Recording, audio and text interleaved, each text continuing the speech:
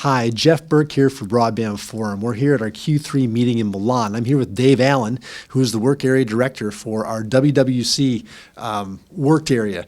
Dave, maybe we'll just take a quick moment to describe what WWC really is. Yeah, okay. So wireless wireline convergence, or I've probably got that backwards, wireline-wireless convergence. I like it the first way, actually. Yeah, I do too, but that's not the way it's written, and I have to keep correcting myself.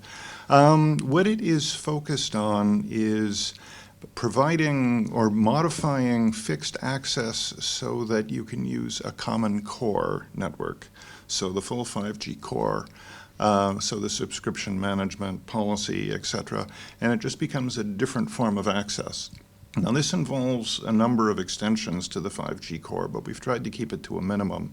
Primarily that you are concerned with the home networking part, so we're pulling through things like TR69, TR369, how certain operational details work, how we map onto wholesale, how we can provide a lot of different deployment options and mechanisms for operators to seamlessly evolve their networks and sort of overall make sure we help make the business case good for convergence.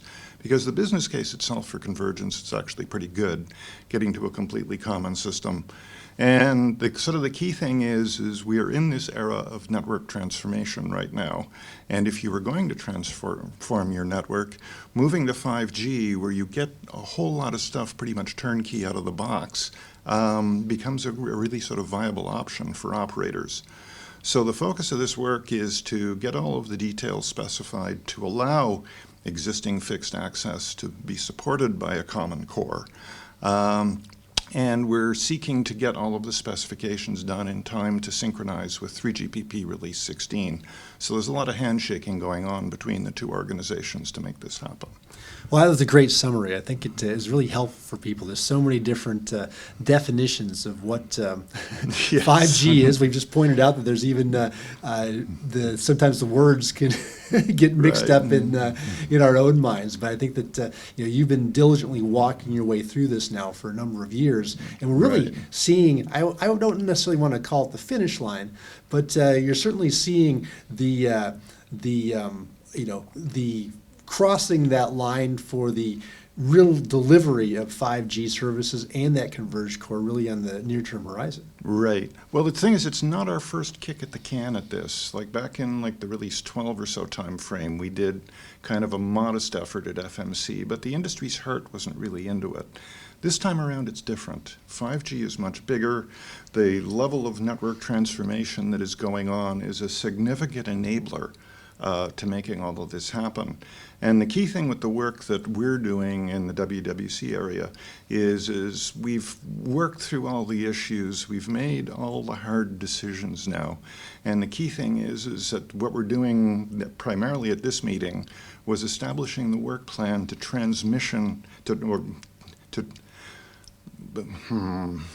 excuse me a second. Yeah. What we're doing at this meeting is we're transitioning from making decisions to simply documenting the decisions.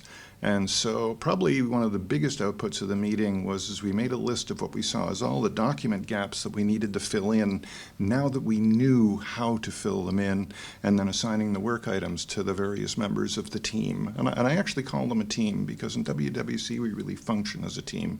There's a very good vibe as to how this work is happening. And it's really a pleasurable group to work with.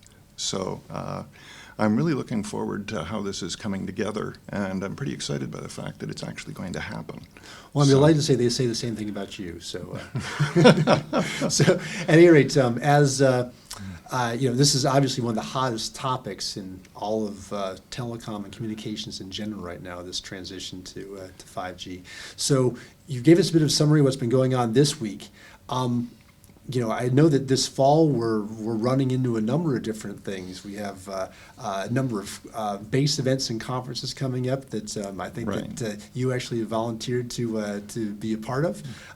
You also have a lot of work remaining actually you're running towards before the end of the year. So maybe give us a little bit of summary of what you see coming for the fall.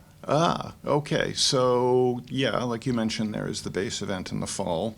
WWC, of course, is really going to be storming and performing at this point as we look to fill in the documents.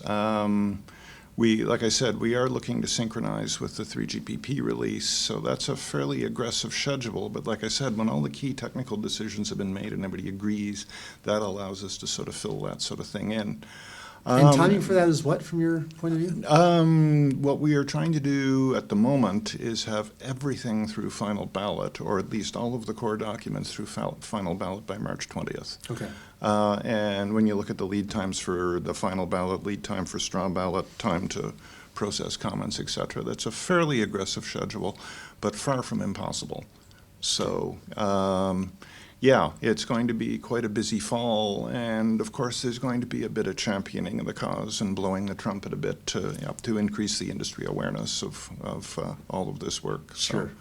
Well, I know a lot of people are really looking forward to it, right? And Yeah. it's absolutely necessary for really 5G to really be considered truly a success, I Yeah. think, in terms of being able to make that transition from a great concept to a reality in which both consumers and the service providers end up having a winner on their hands. Yeah. Well, I mean, one of the interesting things about 5G is it's the sort of class of project that pulls together the sum of what the industry has done and tries and puts together a framework to consume it. And so that is actually huge when you take a look at what has gone on in the past decade and the pace of technological evolution. Mm-hmm. So it is really, really quite big. So. Well, exciting stuff. I want to congratulate you and the team for making all the progress you've made to date. Thank you. This is, clearly seminal work, right? And I think that we're really looking forward to what we have in store from your team as we get into the fall here. Cool. All right. Okay. Thanks, you. Dave. So this is Dave and Jeff signing off from Milan, Italy.